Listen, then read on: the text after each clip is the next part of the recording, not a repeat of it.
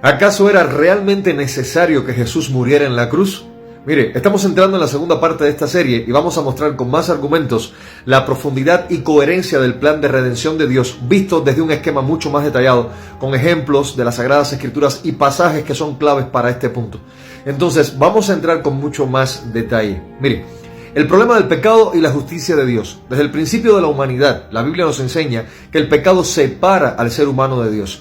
En Génesis capítulo 3 vemos cómo Adán y Eva desobedecieron a Dios, lo cual resultó en la caída de toda la creación. Ahora, esta desobediencia introdujo la muerte espiritual y también la muerte física en el mundo. Romanos 5:12. Debido a que Dios es santo y justo, no puede ignorar el pecado. Habacuc 1:13. La justicia divina requiere que el pecado sea castigado, lo cual lleva a la humanidad a una condición de condenación. Romanos 6:23. Sin embargo, desde ese mismo momento, Dios prometió un plan de redención, lo cual vemos en Génesis capítulo 3, versículo 15, y encontramos la primera mención del Evangelio en estos capítulos. Dios promete que un descendiente de la mujer aplastará la cabeza de la serpiente, señalando la victoria definitiva sobre el pecado y sobre Satanás.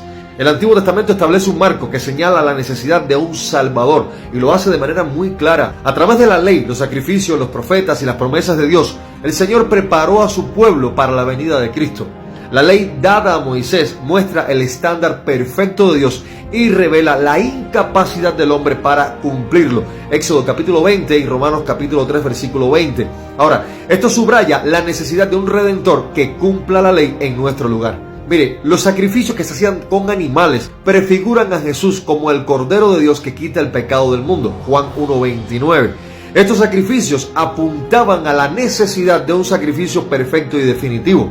Los profetas, por ejemplo, Isaías señaló que un siervo sufriente cargaría con los pecados de muchos, como dice Isaías 53, 4 al 6. También profetizaron sobre el Mesías, un rey justo que traería paz y salvación. Isaías 9, 6 y 7, Zacarías 9, 9. Ahora, los pactos. El pacto con Abraham, por ejemplo, incluyó la promesa que a través de su descendencia todas las naciones serían benditas, como dice Génesis 12, 3, señalando a Jesús como el cumplimiento de esta promesa. Jesucristo fue el cumplimiento literal de la promesa. Es el centro de toda la Escritura. Él cumple cada uno de estos aspectos del Antiguo Testamento. Jesús cumple la ley, viviendo una vida sin pecado y cumplió perfectamente todo, en su totalidad, la ley de Dios. Mateo 9:17 y Hebreos 4:15. Ahora, esto le permitió ser un sacrificio sin mancha por nuestros pecados. En la cruz Jesús se ofreció como ese sacrificio definitivo que se necesitaba. Su muerte y resurrección cumplen el sistema sacrificial del Antiguo Testamento. Hebreos 10, 10 al 14.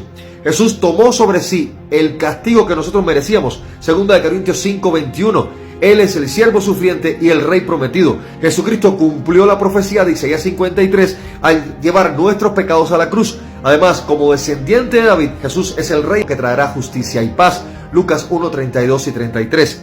Jesús es el descendiente prometido. Como descendiente de Abraham, Él cumple la promesa de que en Él serían benditas todas las naciones de la tierra. Gálatas 3:16. Ahora, Dios es santo y es justo. La justicia divina no se puede evadir y debe ser satisfecha. Dios, al ser santo, no puede pasar por alto el pecado y esto necesitamos nosotros entenderlo. La justicia divina exige que el pecado sea castigado.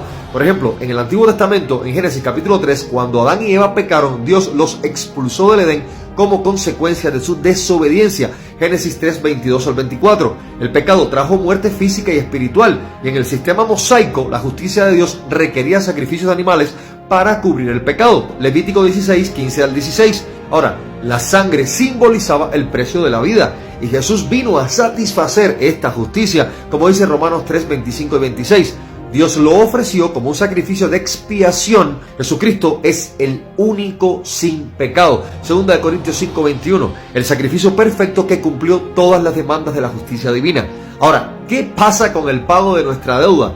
El pecado crea una deuda moral y espiritual con Dios que nosotros no podemos pagar por nosotros mismos. Y el ejemplo está en el Antiguo Testamento, en Éxodo capítulo 12. El Cordero Pascual fue sacrificado para que la sangre en los dinteles protegiera a los israelitas del juicio de Dios. Éxodo 12, 7 y 13.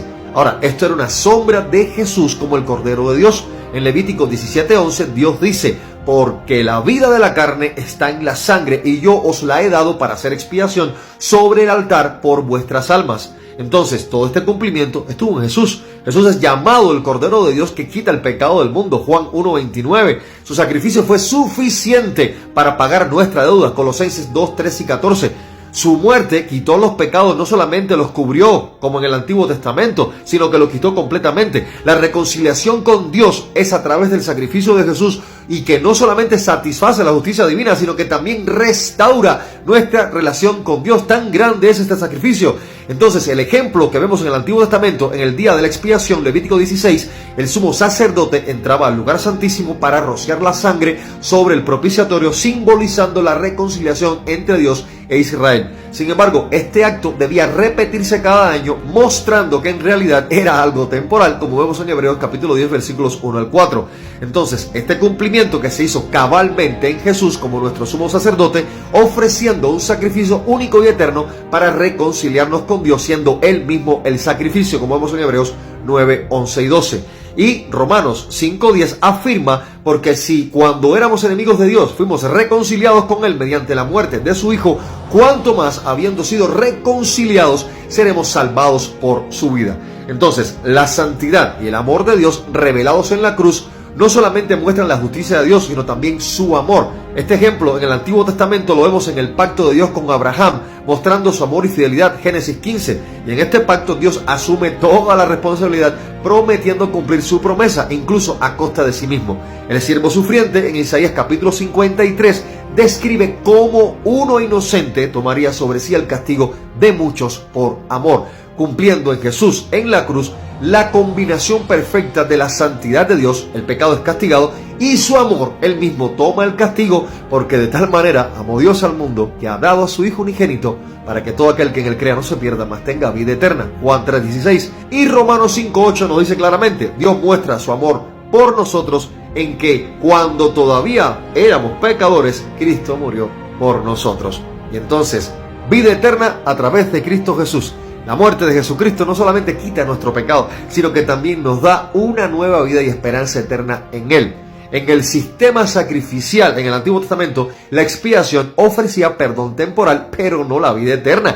Los profetas anticiparon una redención mucho mayor, como en Jeremías 31, 31 al 34, donde Dios promete un nuevo pacto que perdonaría los pecados de manera definitiva, cumpliendo en Jesús, declarándose: yo soy el camino, la verdad y la vida, y nadie viene al Padre sino por mí, tal cual dice Juan 14:6. Entonces, en su resurrección está la prueba de su victoria sobre el pecado y la muerte, 1 Corintios 15, 55 al 57, y ofrece la vida eterna a todos los que creen en Él, tal cual vemos en Juan 11, 25 y 26. Entonces, el mensaje de la Biblia nos lleva a una conclusión básica: la humanidad no puede salvarse a sí misma, pero Dios, en su amor, proveyó el sacrificio perfecto por medio de su amado Hijo Jesucristo, muriendo en la cruz del Calvario. Su sacrificio en la cruz ofrece perdón, reconciliación con Dios y vida eterna. Ahora, la pregunta es: ¿acaso tú ya recibiste este regalo? La palabra de Dios dice que si confesamos nuestros pecados, Él es fiel y justo para perdonar nuestros pecados y limpiarnos de toda maldad. 1 Juan 1:19. Al poner tu fe en Cristo puedes ser salvo. Efesios 2, 8, 9. La pregunta sería: ¿estás dispuesto a aceptar a Jesús como tu Señor y Salvador? Él te hace esa invitación, este ofrecimiento a venir a Él, a recibir su perdón y experimentar una vida llena de esperanza y propósito, y sobre todo te ofrece la salvación eterna. Así que si aún no has recibido a Jesucristo como tu único Señor y Salvador, hoy es el día y este es el momento. Venga delante de la presencia de Dios, confiesa sus pecados a Él, arrepiéntese de ellos y pida a Jesús que sea su Señor y Salvador, y tendrá un lugar eternamente y para siempre en las moradas eternas en la presencia de Dios. Usted lo está escuchando aquí. Esto es Lente Bíblico. Que Dios le bendiga.